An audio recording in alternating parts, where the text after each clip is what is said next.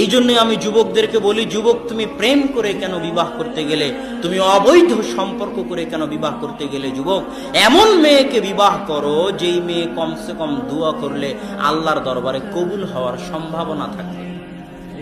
আর এই ধরনের অপবিত্র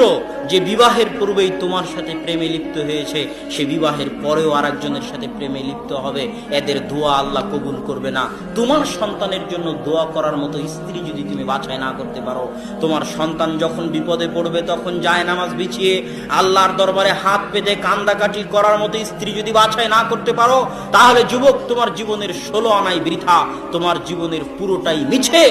অতএব নিজে পবিত্র থেকে পবিত্র স্ত্রীর অনুসন্ধান করো, যার সাথে প্রেম থাক, তওবা করে ফিরে আসো এবং পবিত্র পরহেজগার মেয়ে বাছাই করো, যাতে কমসে কম জায়নামাজ বিছিয়ে আল্লাহর দরবারে হাত পেতে 2 রাকাত সালাত আদায় করে তোমার সন্তানের জন্য তোমার